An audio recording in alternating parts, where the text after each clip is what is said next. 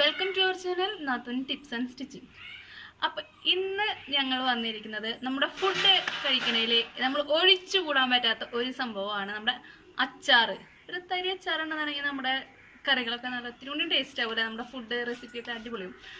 അപ്പോൾ നമ്മൾ ഓൾറെഡി ഇതാ കണ്ടോ അച്ചാറിൻ്റെ സെറ്റപ്പ് ആക്കി വെച്ചിട്ടുണ്ട്, നന്നായി പുഴുങ്ങിയൊക്കെ എടുത്ത് വെച്ചിട്ടുണ്ട്.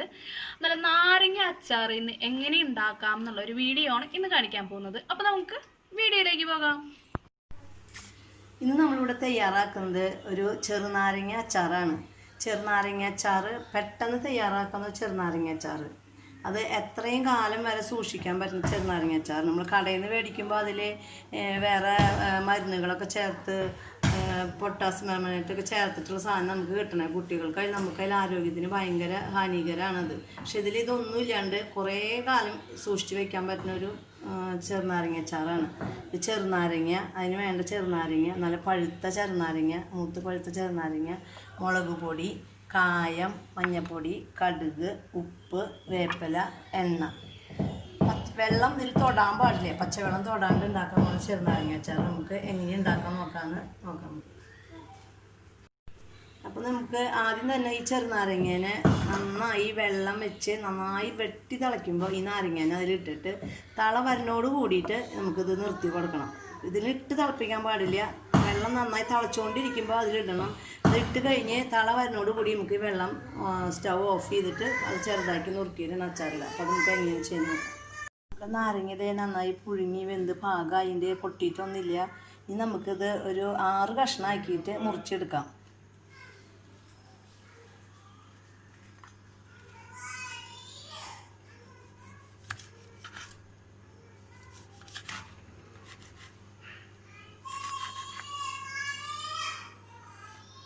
ആറോ എട്ടോ ആക്കി മുറിക്കാട്ടോ. 6 ആകുമ്പോൾ വല്ലാണ്ട് വലുതാവും, 8 ആവാണ് നല്ലത്. അപ്പോൾ ചെറുതാവും, അല്ലെങ്കിൽ ഒരു കഷ്ണം ഇട്ട് നമുക്കത് അവസാനിപ്പിക്കാൻ ബുദ്ധിമുട്ട് വരും. അപ്പോൾ അത് അവരവരുടെ ഓരോരുത്തർ ഇഷ്ടം പോലെ അനുസരിച്ച് നമുക്ക് കട്ട് ചെയ്യാം കേട്ടോ.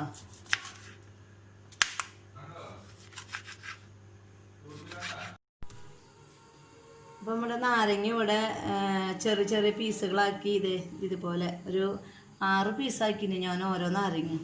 ഈ നാരങ്ങ അരിഞ്ഞ് അതിൻ്റെ മുകളിൽ കല്ലുപ്പാണ് ഇട്ടോക്കണേ. കല്ലുപ്പാണ് ഇതിന് പൊടിപ്പിനേക്കാളൊക്കെ ടേസ്റ്റ് കിട്ടുക. അപ്പോൾ കല്ലുപ്പാണ് ഇട്ടത്. അപ്പോൾ നമുക്ക് ഇനി ഇത് എങ്ങനെ അച്ചാറിൻ്റെ രൂപത്തിൽ എങ്ങനെ ആക്കാമെന്ന് നമുക്ക് നോക്കാം. വായും ചേർക്കാനുള്ള കായത്തിൻ്റെ കഷ്ണമാണ് ഞാനിവിടെ വറുത്ത് വെച്ചോക്കണേ. അപ്പോൾ അച്ചാർ റെഡി ആവണോട് നമുക്ക് ഈ കായം അതിലേക്ക് പിടിച്ചിടാം കേട്ടോ. അച്ചാറുണ്ടാക്കാനുള്ള ഒരു സ്റ്റീലിൻ്റെ ചട്ടിയാണ് അടുപ്പം വെച്ചോണം. അതിലേക്ക് നമുക്ക് കുറച്ച് വെളിച്ചെണ്ണ ഒഴിച്ചിട്ട് അതിലേക്ക് ഈ കടുക് ഇടാം.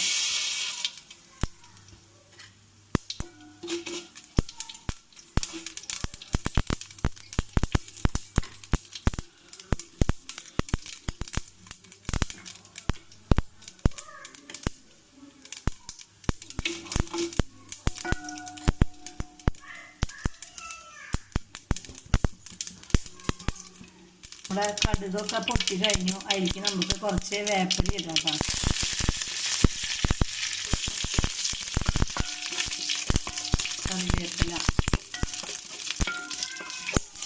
കറിവേപ്പില നന്നായി മൊരിയണം, ഇങ്ങനെ അതിങ്ങനെ വാടിക്കൊണ്ട് കിടക്കും.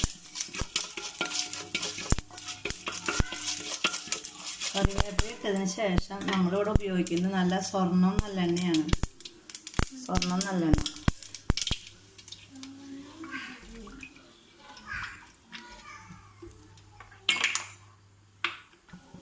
ആവശ്യമില്ല.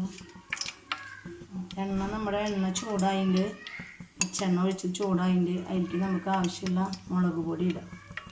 മുളക് പൊടി ഇട്ട വഴിക്ക് നമ്മളത് ചൂടാവുമ്പോൾ പെട്ടെന്ന് കരിഞ്ഞു പോവും. സ്റ്റവ് വല്ലാണ്ട് കുറച്ചിട്ടിട്ട് വേണം അത് മുളക് പൊടി ഇടാനായിട്ട്.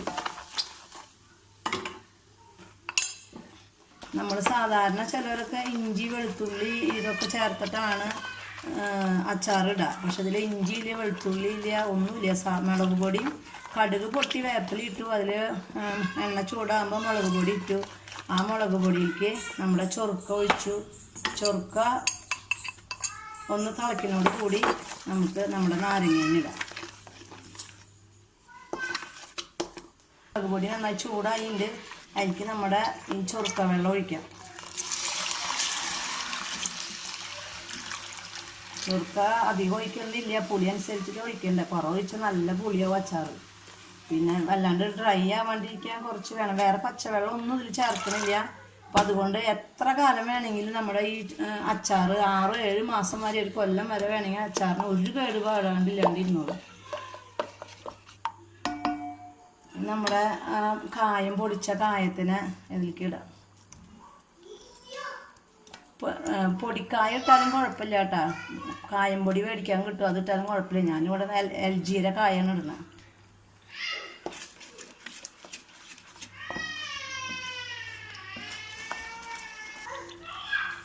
നമുക്ക് ഇതിലേക്ക് കുറച്ച് മഞ്ഞൾപ്പൊടി ഇട്ട് കൊടുക്കാം കേട്ടോ, ഒരു കളറും ഒരു ഭംഗിയൊക്കെ കിട്ടാൻ വേണ്ടിയിട്ട്. അധികം വേണ്ട, കുറച്ച് മതി. ഇപ്പോൾ ഇത് നമ്മുടെ ചൊറുക്കയും എണ്ണയും കായും ഒക്കെ നന്നായി ചേർന്നുണ്ട്. അപ്പോൾ അതിലേക്ക് നമുക്ക് കുറച്ച് ഉപ്പിട്ട് കൊടുക്കാം. ഉപ്പ് നമ്മൾ ഒരിക്കൽ ചേർത്തതാണ്, നമ്മൾ നാരങ്ങയിൽ ഇട്ടുണ്ട്. എന്നാലും ഇതിലേക്ക് നമുക്ക് കുറച്ച് ഉപ്പിട്ട് കൊടുക്കാം.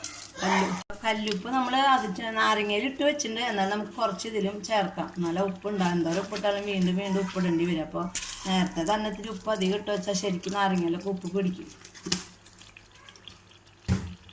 ഉപ്പ് ഇരിക്കുന്നതുകൊണ്ട് അച്ചാർ കേടും വരില്ല. ഇത്തിരി ഉപ്പ് വേണം. പക്ഷേ പ്രഷറിലൊക്കെ നോക്കിയിട്ട് ഇട്ടാൽ മതിയിട്ടാ. പ്രഷർ അധികമുള്ളവർക്കൊന്നും ഉപ്പ് പറ്റില്ല. അപ്പോൾ നമ്മുടെ നാരങ്ങ ഇത് ശരിക്കും തിളച്ച് വറ്റി നമുക്ക് അതിലേക്ക് നാരങ്ങ ഇട്ട് കൊടുക്കാം.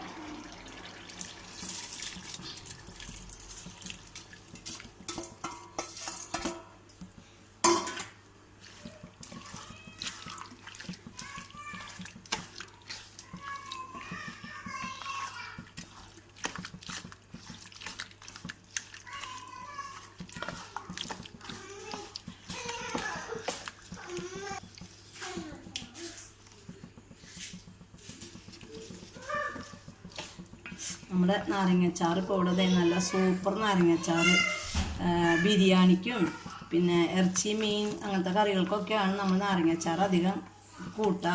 അപ്പോൾ ബിരിയാണിക്കായിട്ടുള്ള സൂപ്പർ അച്ചാറാണ്. ഇതിൽ ഇഞ്ചി വെളുത്തുള്ളി അങ്ങനത്തെ പച്ചമുളകൊന്നും ഇല്ലാത്തതുകൊണ്ട് അച്ചാർ കേടും വരില്ല, എത്ര കാലം വേണമെങ്കിലും ഇരുന്നോളും.